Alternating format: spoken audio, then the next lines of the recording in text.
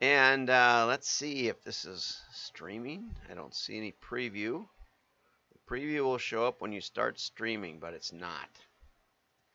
Okay, we'll go over to this thing, and now I see it in LinkedIn, and I hear it. 5, 4, 3, 2, 1. I'm John Miglosh for the Wisconsin DMA and the International Society for Strategic Marketing. Okay, let's get right in on it today because we got a lot to talk about. Too much. My style consultant says keep it down to one article. Oh, that would be no fun at all. So let's get over to the news. First off, Domino's resurrects the 1980s mascot, the NOID, which used to cause havoc and show you why Domino's preserved the pizzas. And so now we'll watch this little vignette about pizza delivery. Domino's apparently has the new Nuro, and it's going to be doing some self-driving pizza delivery, which is a lot safer than, and taking the back streets and stuff than it is, driving people around. At Domino's, we're constantly innovating to find better ways to deliver you pizza, which is why we're testing driverless delivery powered by Nuro. And it's got someone back to their old habits. Uh-oh. Here comes the NOID.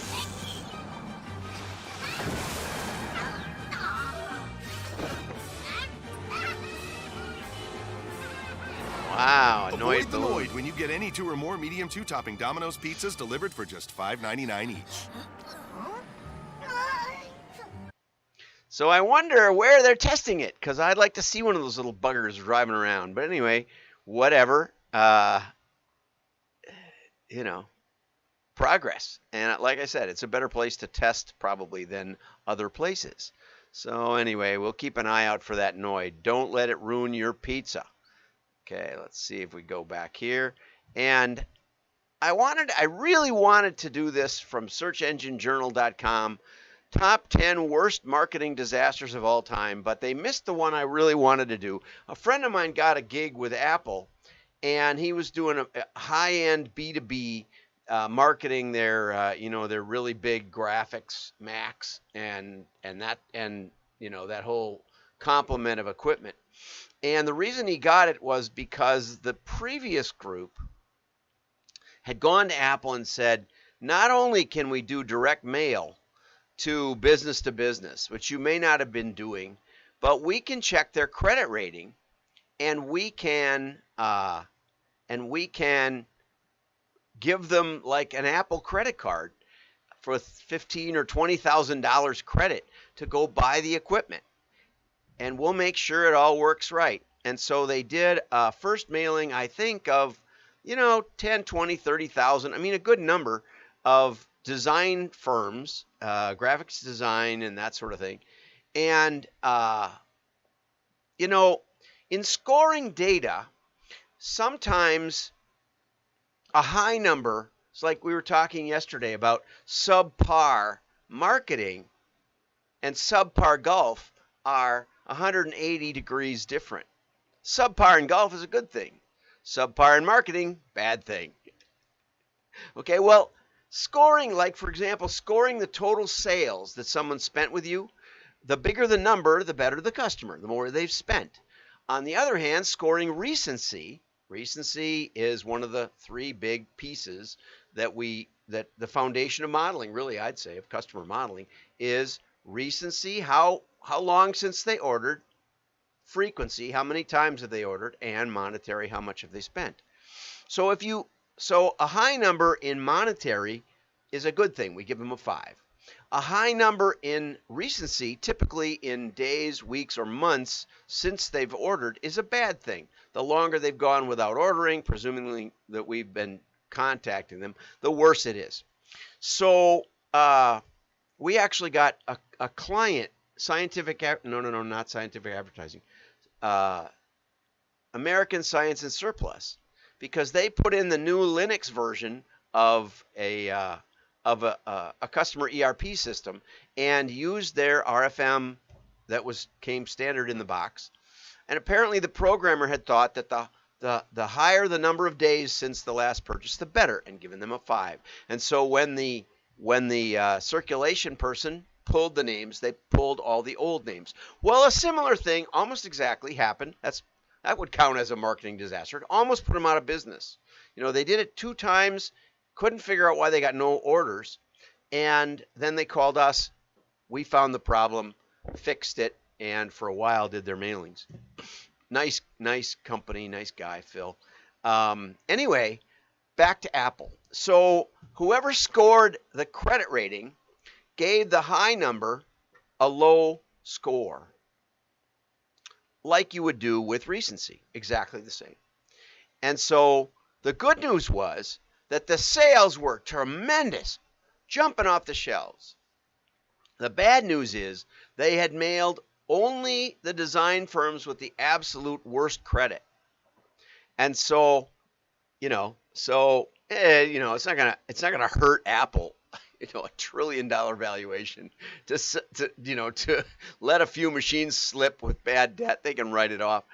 But they were so excited at how well it worked. They said, well, let's do it. Let's do it this time, but we'll do it right. Well, they did it wrong again. And so they got fired, and rightly so. But it illustrates the problem of it's not just the data, and it's not even just the scoring. It's that all 3 pieces have to be understood together. There has to be context, and context is always more important than the data itself. Because if you score it upside down, or if you pull it upside down, you're going to crash the plane. So anyway, I'll put this up on the show notes, which you can get if you subscribe to WDMA. It's free. Support, mail, and direct marketing, and you won't regret it. Go over to WDMA.org, and you can find the show notes and find out what the top 10 disasters they think are. Okay, performance marketing. Tara wrote this nice article, and this was in Adweek, which took Target Marketing Magazine, bought it, and renamed the section of Adweek Performance Marketing. What is performance marketing? It turns out that a survey of over 400 marketers proved that no one knows what it is. They all say, oh yes, nearly 100% of respondents said, we know what performance marketing is. I wouldn't have, because I have no idea what it is. So they gave them 6 statements about what performance marketing might be, and 90% got 2 or more incorrect answers out of 6. That means they got a 67 on the test, and that is an F with a capital F. Big red F. So 90% failed the test. Now, the question is that indicative of idiot marketers or of Adweek coming up with a term that they're trying to coin that no one else knows or believes in? And that's why I fight for direct mail and direct marketing, okay? And the style consultant briefly glanced at my #1 video on YouTube, which is the definition, what is direct marketing? And so I'll put that up on LinkedIn, and it's available. If you just sort by most popular videos, that's one back when I was a child. Let's go see if I can cook this up. Back when I was a child. Here we go. And there I am. Let's play a little bit of it. This week, my mother wrote me. She said, I watched all your videos and I still don't know how to make money with data. That's true. She watched all my videos and didn't know how to make money with data. So anyway, maybe you'll get more out of it than my mother did. But anyway, that was back in my youth. It was only like 9 years ago, but the beard, adds a few years. And I have to admit, I did dye my hair a little bit. One of my daughters, a second style consultant, sent me a package of Miss Clairol for men, but then they discontinued the product, and so I discontinued worrying about it. I told my wife, I might look bad now, but I won't get that much worse. Anyway, so if you're going to coin a term, then don't be surprised no one knows what it's about. Thank you for that, Tara. Okay, now this, I missed Mark Ritson. I've been missing him because he's one of my usual weekly things. And I wrote DM to him. He follows me on Twitter. And I said, where have you been? Well, it turns out we found him. He was speaking at Marketing Week Mini MBA, or he was speaking at the Festival of Marketing, okay, last week. Festival of Marketing, right? June 10th. And he gave a talk on the 10 traits of a successful marketer. And I thought this was pretty good. I always like what Mark has to say, and I miss his articles because they were very thoughtful and also funny. The first is empathy, and that does not mean that you feel sorry for people, although it sounds like it does. What it means is being able to think get in the head of the customer. What does a customer think?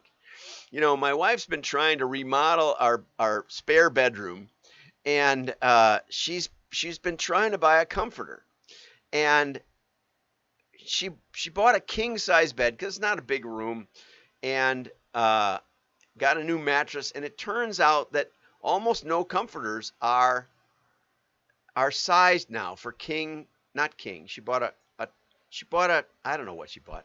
A normal double bed. I mean, a bed for two people. It's not a queen. It's not a king. It's not a California king, which I didn't know about, but I now learned. And it turns out that you can't find the dimensions on most comforters. They won't give them to you on most buying online. It's just a complete disaster.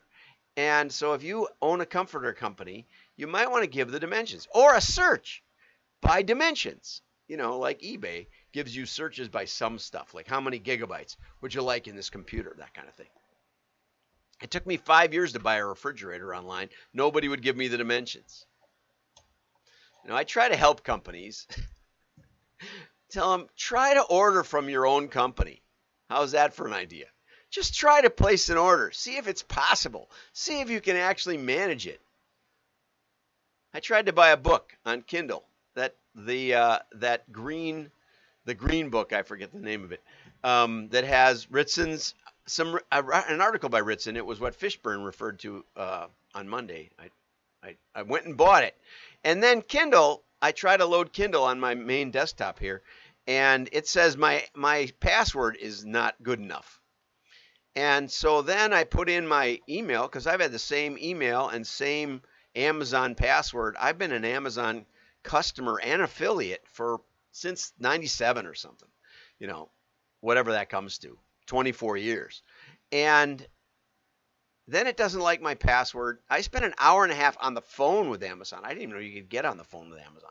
At first I dialed an 800 number that said it was Amazon, and it, you know, I'm thinking, you know, I'm going to be giving them my password and log in, and I could easily get myself in real trouble. Let me double check that number. It turned out it was completely not the way Amazon works. Amazon, you contact them and say, call me, and they do. And it was very helpful, but it took me an hour and a half to straighten out that mess. So try to place an order. Try to get Kindle on your computer or whatever you are, if you're Jeff Bezos. Okay. Try to get in the point of view of the customer. And, you know, I also recommend secret shoppers and all that sort of thing. There's a profound lack of understanding of what people outside the marketing industry bubble need or want. You know, just the idea that they're in love with your brand. I mean, that's in my book, The I Love You Variable. Almost impossible to find. What you're really trying to figure out is who doesn't like you, and not bother marketing to them because it's a waste of money. If we can figure out who isn't going to buy our car, much more helpful. They might still buy it, you know, but realize that it might be an anomaly. Curiosity. People say, why do you do this show? It's because I want to keep up on stuff. It's a lot of fun. I learn a lot. I'm insatiably curious. So I know I shouldn't be taking this. I shouldn't be grading myself on this, but you know, I got an MA in philosophy. I had never taken a marketing course in my life, and all of a sudden I was a marketing consultant. So anyway, comfort with is one of my big ones. Comfort with imprecision. Deluxe Check, which you know sells to banks.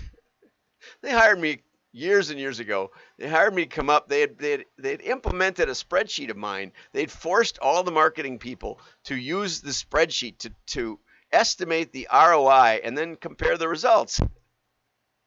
And for some reason, the marketing margin was 10 points higher than the accounting margin. Anyway, the cost, the gross margin, or the revenue left over after you take out the costs on an order. Well, it turned out that the marketing people were compensated by the percentage of margin, which is not a bad idea. It's a pretty good idea.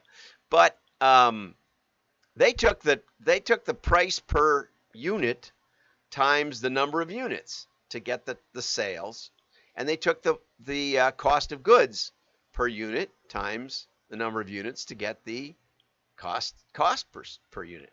They left out the order processing charge for the most part. I think they put a little bit in, but they left out shipping and sales tax. Why? Well, they did it because they don't mark it up. It doesn't get marked up by Deluxe. It didn't in those days anyway. And so it actually lowered the percentage of margin and their compensation. I said, do you count sales tax revenue, or the money that comes in on an order for shipping? And they said, yeah. I said, how much is it? They said about 5% of sales. I said, you count it in your overall top line revenue? They said, revenue is revenue. The accounting guys did.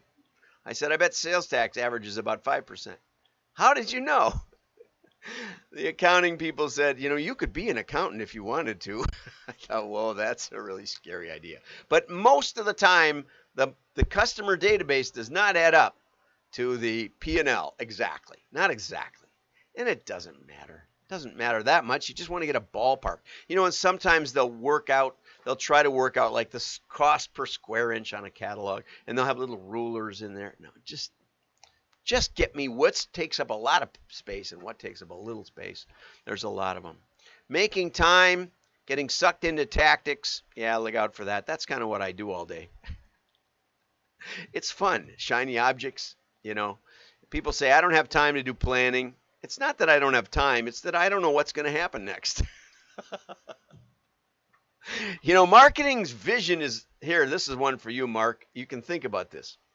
And this is part of that dichotomy between accounting and marketing, is that accounting, I used to feel bad that accounting numbers add up, but marketing numbers never quite come out right. Our projections never match reality. And it was and the accountants would make fun of us. I remember when I was doing a lot of projections. Mine were plus or minus 2% most of the years. Or within 6%, I think like 80% of the time, which is really close for a year, for an annual projection. But what I didn't realize was that accounting was looking in the rearview mirror. They were just stacking up the chips after it was done. Whereas marketing was trying to predict the future, trying to guess what's in the other guy's hand. That's a lot harder. That's a lot harder. And so that's probably why marketing has an aversion to planning. Because, not only can accounting plan the year, but they can adjust their spending along the way after the money comes in. Whereas marketing has to spend the money first and hope something good happens with it. Think about that. That's way different. Marketers are opportunity thinkers. Accountants are procedure thinkers. And so is IT. And that's one of the big issues. In this article, it starts with a picture of a brain. Okay, that's one of your issues. Different brain. Now, I had a brain injury as a child, so I can understand both sides. Long-term vision. Yeah, there you go. That's a big deal, right? What's coming in the future? And very few people have a really good view of the future. If they watch my show, they might get a better one. Short-term doing. Any idiot. I love this one. Ritson cited PepsiCo's vice chair, CFO Hugh Johnson.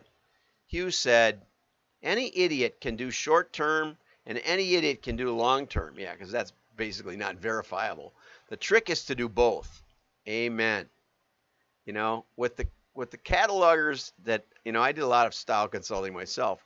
With the catalogers that were good at short-term, I would encourage them to think brand.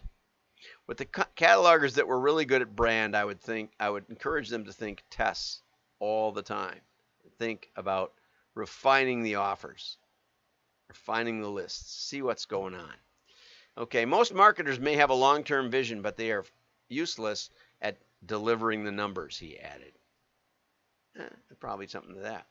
It's easier to predict the future of the impact of unmeasurable occurrences. When you hold us to numbers, we don't like that. And that's why CFOs and CMOs rarely get along. Choicefulness means what don't we work on, and that's important. Making things look simple, always good. Rule breaking, yeah. We're not really brave, but we look at things differently, especially if you had a brain injury, and do things differently. Well, that's enough for today. Oh, no, this is the best one. You thought you were going to get away easy here. This was the best one that Mark had to say. Pay attention. Test stuff. He doesn't really say testing. I wish he did, but he's not a real direct marketer. But at least give yourself a feedback loop. And that's the advantage of planning. That's the advantage of making predictions. Hold your own feet to the fire. That's why accounting doesn't like you.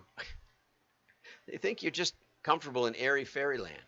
So if you want to be a great marketer, put a number down on the piece of paper. Say, we're going to spend this and we're going to get this. It's that disconnect between a tangible expense and a top line effect. We know we're spending money. What's the causal impact? You can do that in marketing, in direct marketing.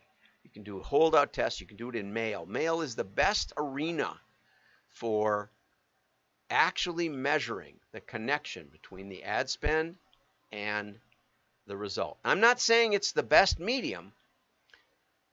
If you can refine the offer, if you can make it work, if you can drive traffic to your stores with TV, your cost per thousand is cheap.